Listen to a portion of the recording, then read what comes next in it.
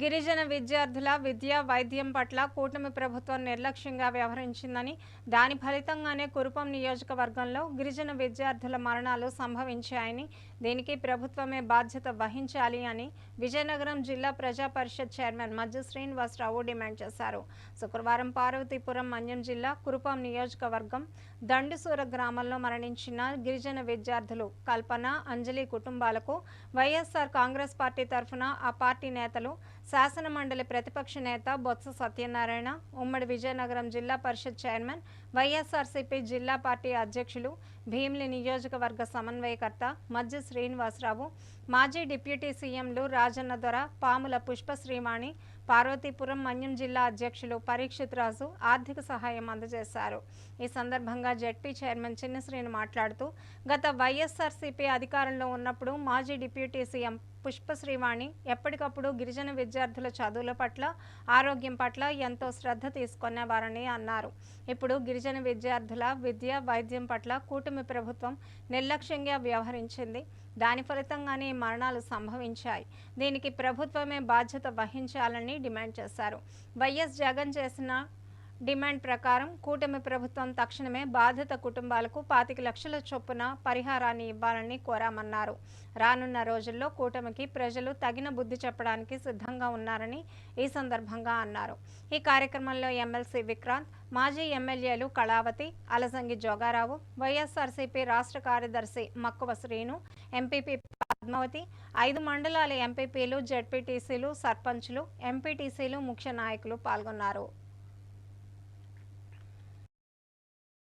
మాజీ ఉప ముఖ్యమంత్రి వారు గిరిజన శాఖ మంత్రులుగా వారు చేసిన వారికి ఉన్న అనుభవంతో ఎప్పటికప్పుడు నా ప్రాంత గిరిజనులు ఎలా ఉన్నారు, నా ప్రాంత గిరిజన పిల్లలు ఎలా చదువుకుంటున్నారు, వాళ్ళకి ఏ రకంగా ఇబ్బంది వస్తుంది ఎప్పటికప్పుడు తెలుసుకుంటూ ఈరోజు జరిగిన ఈ కార్యక్రమం ఈ రాష్ట్ర ప్రభుత్వానికి తెలియజేసి కనీసం రాబోయే ఎప్పొత్తు జరగకుండా ఉండే విధంగా ఈరోజు తీసుకొచ్చిన పరిస్థితి ఈరోజు ఏర్పడింది. మరి ఈరోజు ఈ ప్రభుత్వం కనీసం గిరిజన పిల్లల చదువు పట్ల అలసత్వం కానీ, లేదు గిరిజన పిల్లల పట్ల వారు చూపిస్తున్న పక్షపాత వైఖరి కానీ మీ అందరం ఖండిస్తూ, మరి ఇలాంటి కార్యక్రమాలు గతంలో 5 సంవత్సరాలు జగన్మోహన్ రెడ్డి నాయకత్వంలో ఉంటే ఆనాడు గిరిజనుల విద్య కానీ, గిరిజనుల వైద్యం కానీ, లేదు ఈ రాష్ట్ర ప్రజల విద్య కానీ, వైద్యం కానీ ఏ రకంగా ఉండేదో నేను చెప్పాల్సిన అవసరం లేదు. ఈ సంవత్సరాల కాలంలో ముఖ్యంగా విద్య పట్ల కానీ, వైద్యం పట్ల కానీ అన్ని రకాలుగా పూర్తిగా అలసక్తం వహిస్తూ ఇవాళ ఈ ప్రాంతాల్లో ఉన్న గిరిజనులందరూ కూడా ప్రాణాలు అరచేతిలో పెట్టుకొని జీవించే పరిస్థితి వచ్చింది. కాబట్టే ఇవాళ ఈ ప్రాంతంలో ఉన్న వాళ్ళందరూ భరోసా ఇస్తూ ఈ ప్రాంత వైఎస్ఆర్ పార్టీ ఎప్పుడు కూడా అధికారులు ఉన్నా లేకపోయినా మీ పట్ల, పేద పట్ల ప్రతిపక్ష పార్టీగా మీ పట్ల ఉంటామని, మీ పక్షాన ఉంటామని చెప్పి ఈరోజు మీకు భరోసా కలిగించడానికే ఈరోజు ఈ ప్రాంతానికి వచ్చామనే విషయాన్ని సత్యబాబు గారి నాయకత్వంలో, మా ముఖ్యమంత్రి గారి నాయకత్వంలో వచ్చామని మీకు విషయాన్ని తెలియజేస్తా ఉన్నాం. ఈరోజు ఈ ప్రభుత్వం ఇక్కడ ఉన్న స్థానిక మంత్రివర్యులు, గిరిజన శాఖ మంత్రులు ఒక బాధ్యత రాహిత్యంగా కనీసం పిల్లలు చనిపోతే పిల్లలకు వచ్చి వారి ఇంటి దగ్గర చనిపోయారని చెప్తూ ప్రజలు తప్పుదోవ పట్టిస్తూ, పత్రికలు తప్పుదోవ పట్టిస్తూ ఎక్కడా కూడా ప్రజలను కనీసం ఆ కుటుంబాలను ఆదుకునే పరిస్థితి ప్రభుత్వం చేయలేదు. కానీ ఇవాళ ఆ ప్రభుత్వాలను ఆదుకోవాలని చెప్పి, ఆ కుటుంబాలను ఆదుకోవాలని చెప్పి ఈరోజు వారి చేతుల మీదుగా ఈరోజు ఇవాళ ఏదైతే నష్టపరిహారం తెలియజేస్తూ ఆ కుటుంబం బాగుండాలని ఏదైతే జగన్మోహన్ రెడ్డి గారు ఈ ప్రభుత్వాన్ని డిమాండ్ చేశారు, 25 లక్షల రూపాయల కుటుంబానికి ఇవ్వాలని చెప్పి ఖచ్చితంగా ఈ ప్రభుత్వం నుంచి ఏ రకమైన స్పందన లేదు. కనీసం ఎక్కడ కూడా ఈ ప్రభుత్వం కనీసం ఈ మరణాల మీద స్పందన లేదు. ఇవాళ ఇప్పటికే స్కూల్ కూడా నాకు తెలిసి ఇంకా రీఓపెన్ అయిందనే పరిస్థితులు కూడా ఇంకా రీఓపెన్ కూడా కాలని పరిస్థితి ఇవాళ ఉంది. కాబట్టి ఇవన్నిటిని దృష్టిలో పెట్టుకొని మరి రాబోయే కాలంలో ఈ గిరిజనుల పట్ల ఈ ప్రభుత్వం తీసుకుంటున్న వైఖరిని మరి ఖచ్చితంగా ఖండిస్తూ రాబోయే రోజుల్లో బుద్ధి చెప్పే విధంగా ముందుకు పోవాలని చెప్పి మీ అందరినీ కోరుకుంటూ ఈ కార్యక్రమంలో భాగస్వామ్యం కల్పించిన ప్రతి ఒక్కరికి పేరు పేరున ధన్యవాదాలు తెలియజేసుకుంటూ ఎప్పుడు కూడా వైఎస్ఆర్ పార్టీ గిరిజన ప్రాంతాల్లో కానీ, గిరిజన పక్షాన కానీ ఎప్పుడు కూడా మీకు అండగా ఉంటుందని చెప్పడానికి, మీ అందరికీ భరోసా ఇవ్వడానికి, ఇవాళ ఈ ప్రభుత్వం మీకు భరోసా ఇవ్వకపోయినా ప్రతిపక్ష పార్టీగా మేము ఎప్పుడు కూడా మీ తరపున మీ హక్కుల కోసం ఎప్పుడు కూడా ఈ ప్రభుత్వం నిలదీస్తామని చెప్పడానికి ఈరోజు ఎటువంటి పరిస్థితులు ఉన్నా కూడా తెలియజేయడానికి ఈ రోజు వచ్చామని చెప్పి మీ అందరికీ తెలియజేసుకుంటూ సెలవు తీసుకుంటా ఉన్నాను. ప్రభుత్వం కళ్ళు మూసుకుంటుందా, నిద్రపోతుందా ఏంటి మీ ఆలోచన, మీ విధానం ఏంటి? అది అడుగుతున్నాను ఈ ద్వారా ప్రభుత్వాన్ని.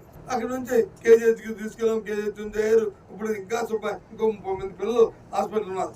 సరే డాక్టర్ల తాలూకా కస్టడీలో ఉన్నారు. వాళ్ళు ఇవాళ రేపో ఎల్లుండో వాళ్ళు బాగుపడి బయటకు వస్తారు.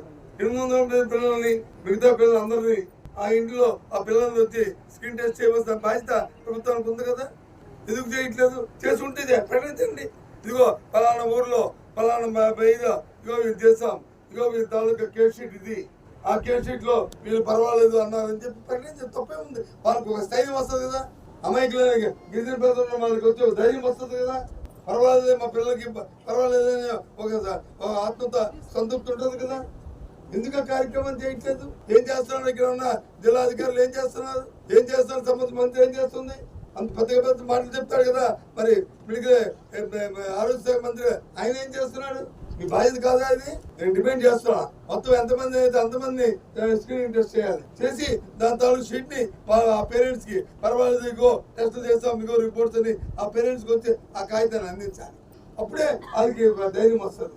ఇంకా ఎక్కడో ఏ మూలలో ఏదైనా చిన్న ఉంటే పరాపంచులు ఉంటే అవన్నీ తొలగిపోతాయి.